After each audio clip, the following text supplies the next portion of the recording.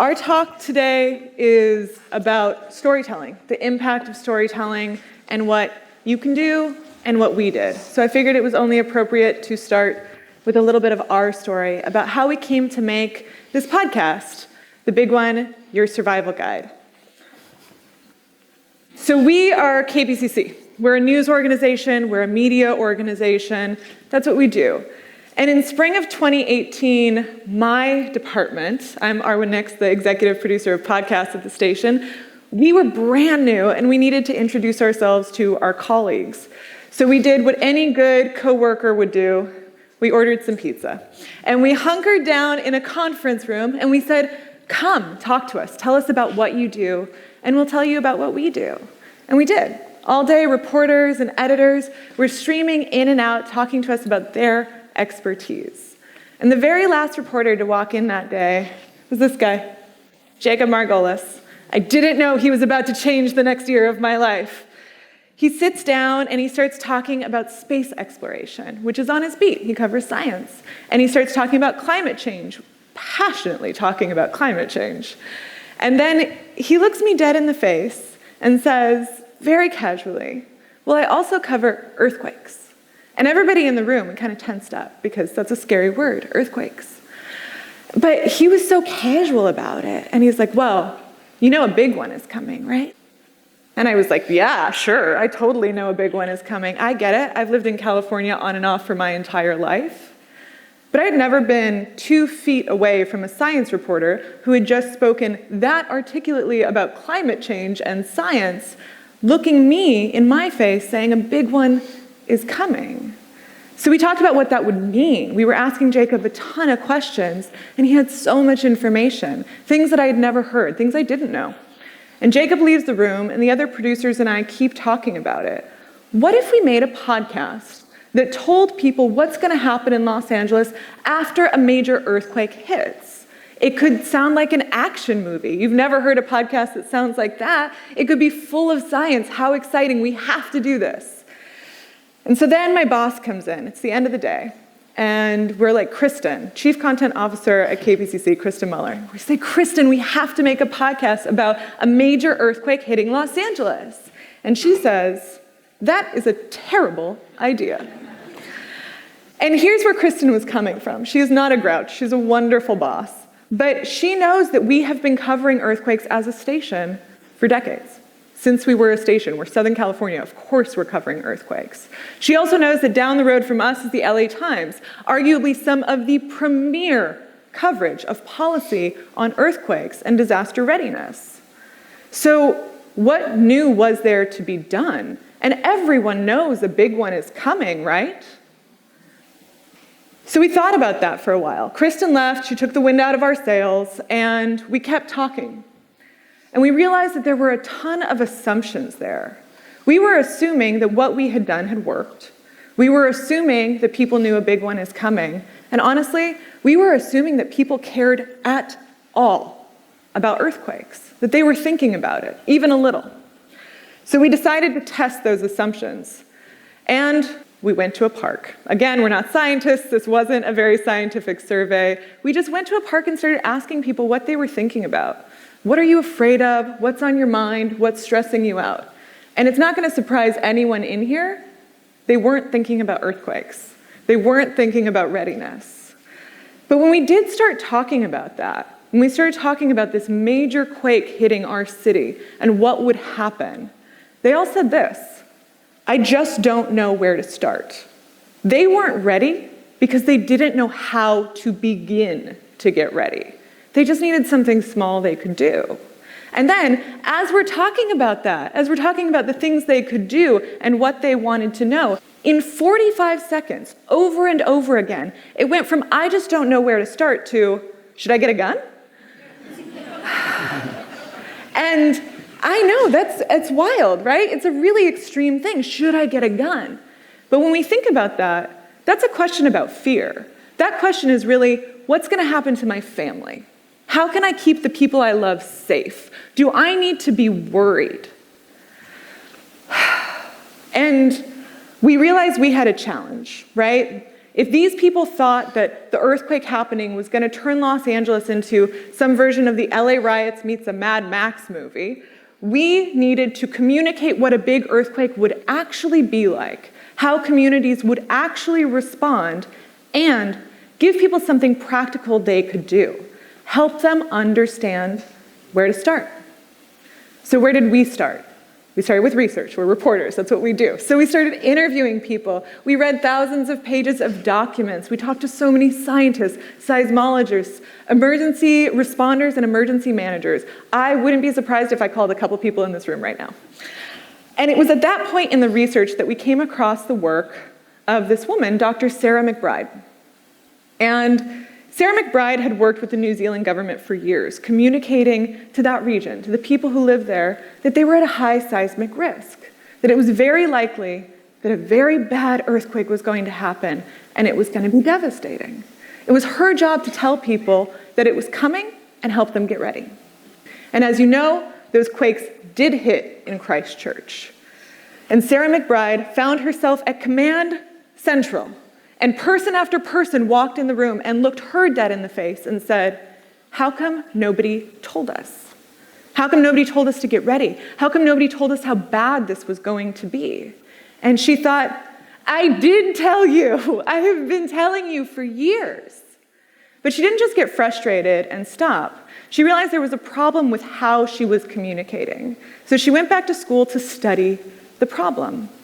And her research ended up here. You got to tell a story.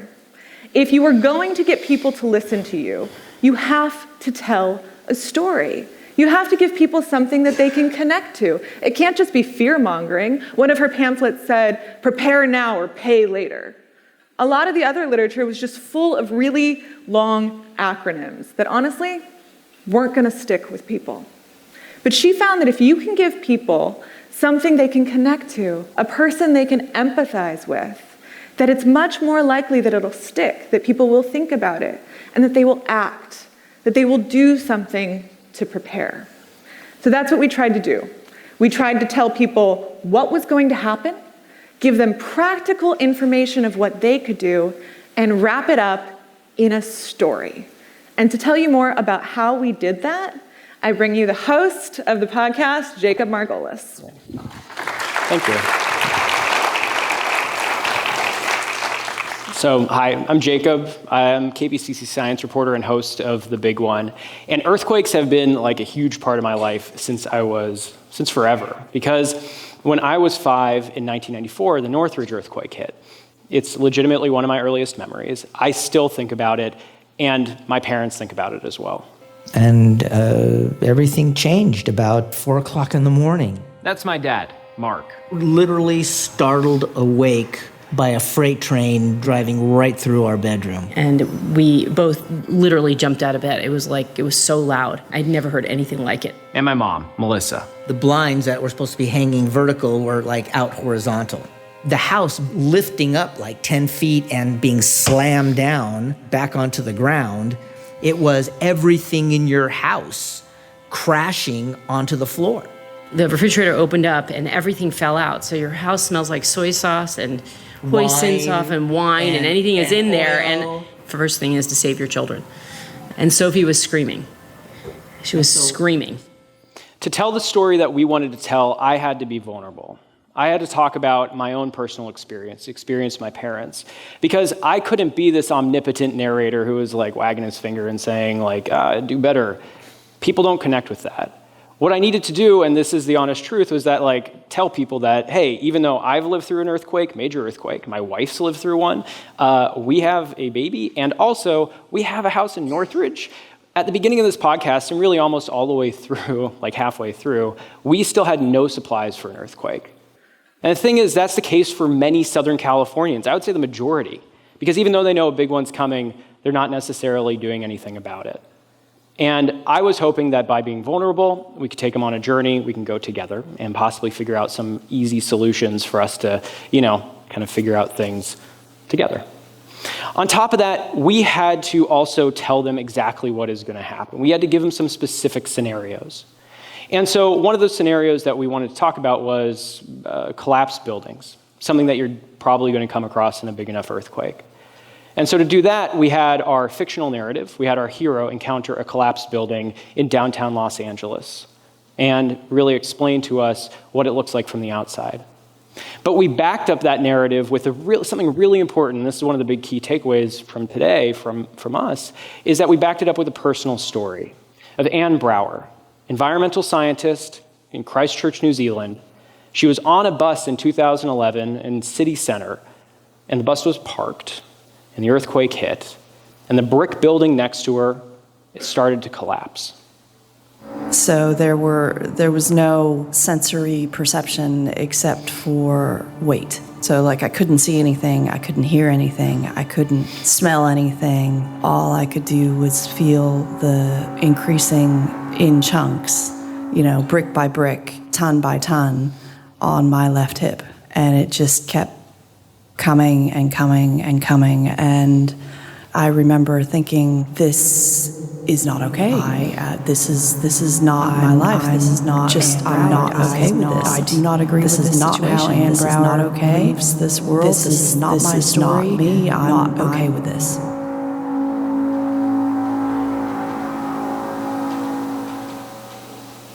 And then she passes out.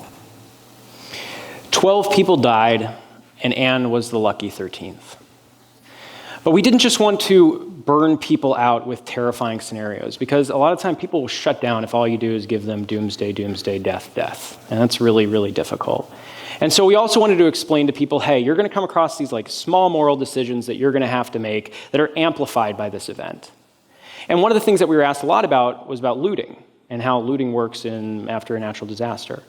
And so what we did was we had our hero and was stand-in for the audience. Basically, let's say you have to walk across Los Angeles. Say there's no public transit. Say you don't have a car. Say you need to get home. But you're hungry, you're thirsty, it's been hot out, and you come across a supermarket. Supermarket doesn't have any electricity, so credit card systems are down, and you don't have any cash. You see no employees anywhere. So what do you decide to do? At the back of the store, you see a cooler. There's not much left. So you go to grab the last 2 bottles of water. You slip on a puddle of milk. You pick yourself up and you head to the register. Shit, do I even have any cash? When we talk about looting, we're talking about breaking into locations and stealing things. Now, mind you, we're in a different world. When this earthquake hits, and it's of that type of magnitude, you have to look at the letter of the law and the spirit of the law. Philip Fontanetta. I'm a commander with the Los Angeles Police Department, and I've been with LAPD for a little over 38 years.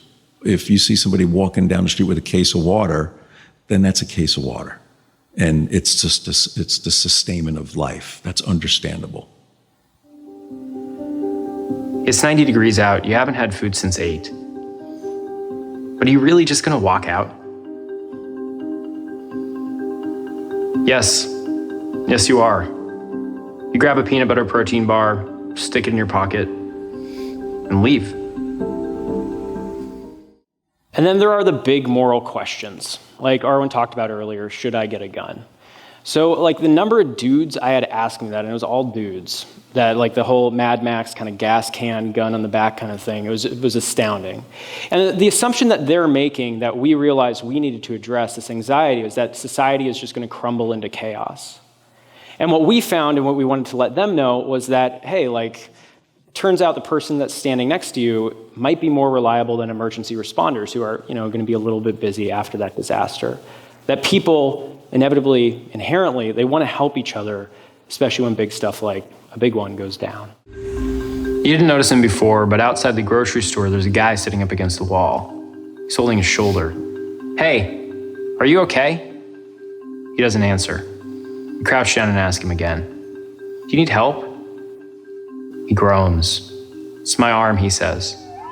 You hear a siren and look up. A fire truck's pushing through traffic, and you tell him to wait, you're gonna go get help. You run over and wave your arms and scream, stop! But they don't.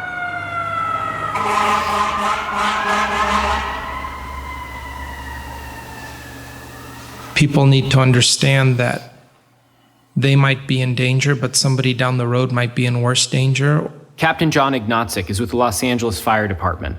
After the earthquake, he and other firefighters and police and sheriffs will all go into what they call earthquake mode, trying to triage the city. First, they'll check their own buildings and account for their own people. And then they do what's called a windshield survey, driving through neighborhoods, documenting how bad things are so they can let headquarters know. But it probably means that you'll see police officers and firefighters, people who can help you, just drive by and not stop. So if we could impart on all of these gas can carrying folks that want to buy guns that maybe society won't collapse, that maybe you can prepare, maybe they'll be more inclined to go and do so. And one of the big takeaways from this whole podcast is that what we did was we showed, we didn't just tell. We showed people what a collapsed building would be like. We walked them through that scenario. We walked them through the supermarket, walked them through, the windshield surveys, just kind of driving by you while you're hurt. And the reason we did that, and one of the biggest things that we did focus on with this, is that I've been covering this for a long time. I've been covering earthquakes, as Arwen said. KPCC has been covering earthquakes. LA Times does great earthquake coverage as well. But if that coverage was effective, truly effective and resonated with people, everyone would be ready, and they're not. And so the hope was that with these personal stories, these narratives where we take you through everything, that then people would, understand that it might have some sort of resonance with their lives. And that's what producer Misha Yusuf is going to talk to you about now. So these things are really scary. Collapsed buildings, you're trapped far away from your family, and we found that fear is not effective in compelling people to act. So I became the queen of the tips at the end of every single episode. We knew we had to answer the other question that came up in the park, which was, where do I get started? So we gave our listeners practical, actionable items that they could do in order to prepare. Things like fill up your gas tank more than half full. Make sure that you drop, cover, and hold on when the earthquake hits. That you have water bottles near you at all times so that you don't starve or die of thirst. Did it work? By journalistic standards and normal standards of success, we got a New Yorker review. We had our picture in the paper. And 1 million people listened to the podcast. But the real impact was that people did something. We heard from hundreds of listeners about questions that they had about the earthquake, but even more than that, we heard from those who were doing something to prepare. People who were putting together water bottles, replenishing their earthquake kits and thinking about retrofitting for the first time. People who were talking to their family members about their plan for the earthquake and downloading the Shake Alert app. And now I'm a producer on a totally different podcast, but people were so impacted by the big one that we're still hearing from listeners about what they did. And I'd be remiss being in Hollywood if I didn't say that even celebrities were preparing, which is important because they have huge circles of influence. People who follow them are more likely to prepare because they prepared. And this was all intentional. We're public radio. We wanted to compel people to act. Just a final note that I want to say. When we questioned our assumptions, we had to face a very sobering reality. That all the coverage we had done might not be working. That as professional storytellers, we might not be doing a good job telling the story in the way that it's going to actually resonate with people. It wasn't until we could face that reality and think, maybe we're doing it wrong, that we could improve on it a little bit. And I'm not going to say that we got it completely right. I think that there's still room for improvement in how we report on disasters, on telling this story. But I will say that these tweets, these emails, these letters from around the world are still coming in. And it's not just people in LA getting ready for an earthquake. It's people in tornado regions. It's people who are at high risk for flooding, who said they listened to this podcast and talked to their family about making a plan. They started to get ready. Just before we came out on stage, I got another email from another person. It's really incredible. And I think that the reason it's happening is because we just really focused on who we were talking to. We told a story that wasn't for us. It was about the listener. We told the story they needed to hear with them in mind. And I think that the work that you do is so important. And I think that the way that you came to that work is your story. And I encourage you to include your story of your work in how you communicate this. And I really do believe that if you do that, it can make an impact. Thank you so much.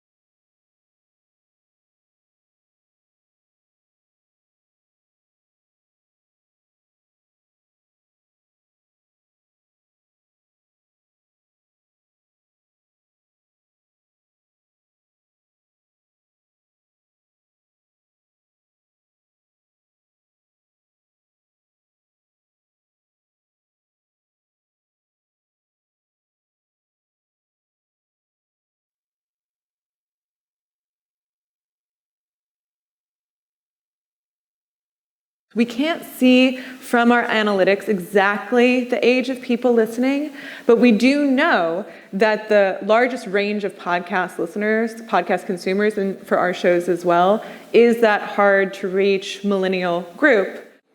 And you guys, we're all millennials. So maybe that says something about that. So we are reaching them, and we can see that our local and loyal audience, through the additional written pieces that we did on LAist, are also reaching a young group. As far as how do we spread this, I mean, I'm going to give you an honest... Tell people about the big one. Tell people about the big one, that helps. But I think, like, iterating it, I wish it was easy.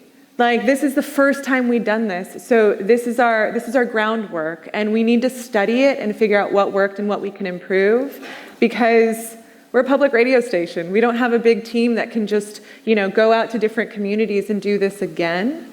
It takes a lot of work, but sharing it and then sharing with us what you're hearing, what feedback you're getting, and what other things you think we could focus on. Like, I appreciated so much your response as the show was coming out, being like, well, wait a minute, I don't know, what about this? Because it helps us improve on what we do. And I mean, purely from a reporter standpoint, and where, big projects aside, I would just say that sharing, there's a lot of times when I talk to folks, especially in government or in particular scientists as well, who are very reluctant to share their stories. They're reluctant to share stories that they're familiar with. They just want to kind of share the nuts and bolts information. And sometimes that's really good, especially if there's a breaking news event and that's all I need. But when it comes to telling a feature story, or when like a 4-minute thing, or a podcast, like, we're always looking for those kinds of stories. And since you are all, I assume, interacting with folks in the field at different times, you might know someone that maybe you can put us in touch with, or maybe say like, oh yeah, like I remember hearing in this community over here, X, Y, and Z was happening. Like, we want to hear that stuff from you guys, because we're going to go out and do our own journalism. We're going to go canvass and survey on our own, but you are so tapped in and such a valuable resource that please, I'll hand you all my business card. You can just send me a I mean, Jacob makes like a very important point. Like, we're storytellers, right? So we're also victims of that as well. So if you want to tell us like, hey, there's this incredible advancement that has been made, it's kind of a boring sentence to hear. But if you say, there is an incredible advancement that has been made and it almost didn't happen, then I'm like, oh, really? Tell me more. And so like, think about the fact that you're talking to us. Like, we're getting deluged with these press releases all the time, and a lot of them are really, really dry. So the more we can build up relationships with you in advance and like have real conversations with you, it helps us understand it. It helps us filter it out.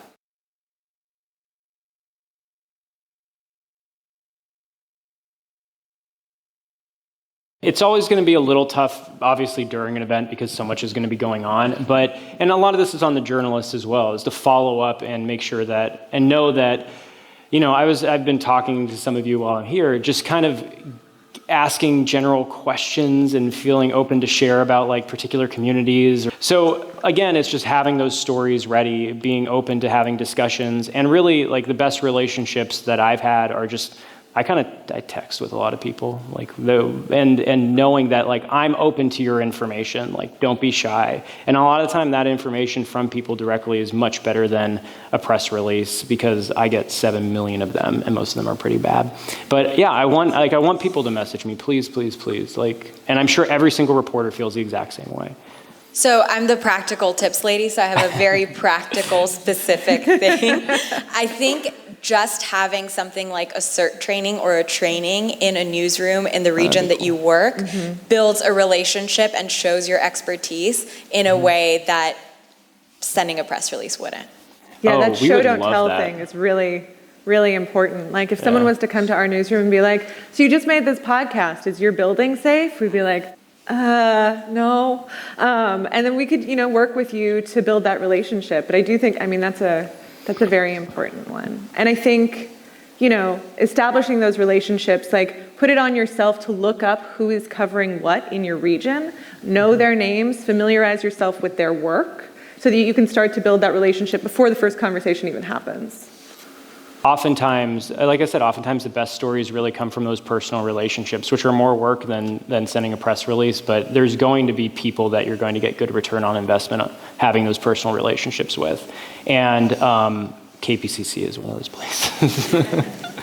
I think another thing, just like to your point a little bit, is I've been really impressed with this ever-changing social media landscape, the many different communications accounts that are doing their best to tweet out accurate information after a disaster. And I can't imagine, with the level of stress that you are under with people like us, we're the ones raising our hands, and berating you with questions. You have so much to deal with and you're still sharing that information. But if there is a way to, in advance of a hazard or when you're working on one of these events, share with us a social media list of like what is happening, and let us know even that like those tips are being shared, and like a list of, and hey, this is a useful thing that you can keep on your site, that if a disaster does happen, here are the accounts that you need to follow.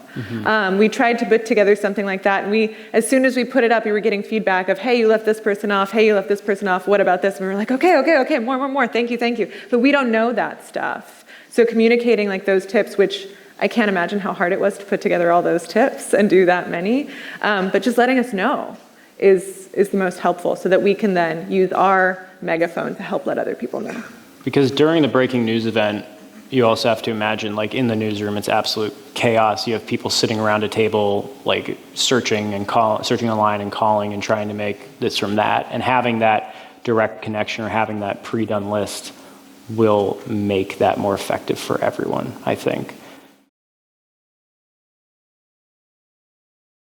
As a reporter, there's a lot of stuff that I could work into my daily reporting, which is the stuff that's going to touch people probably more often because we obviously do a lot of stories on climate change and all that kind of stuff. But I am curious about longer term and bigger projects. I mean, we're thinking about this all the time. I think that this was an experiment for us. Like when my boss came in that day and said, that's a terrible idea, and then I was like, I'm gonna do it anyway. That was a risk. And luckily we did get her support as we were working on this project. And now she's like, what are you gonna do next? What are we gonna teach people about next? Are we gonna talk about climate change? Are we talking heat waves? And we're still figuring that out because the impact that we saw, I think, bowled us over a little bit. I didn't expect to get 8-page letters from New Zealand about this podcast, but it's happening. But I do think that we need to improve upon the story and the connection. And it's a really interesting place for us to be because this big one in Los Angeles, as you know, hasn't happened yet. So reporting on something that hasn't happened is really talking about preparedness. And that's just not a sexy thing to talk about. Like, it's not a great headline. And so that's our job. We have to figure out the framing and figure out what we can do. And I think that making this show has changed how we talk about that as a station. I think that's on us. We've definitely opened it up a bit more on the science desk, as much as there is a science desk there, to these kinds of presentations of the information, which I think have clearly been effective, which is also great. So it has shifted our culture a little bit, I think, as well.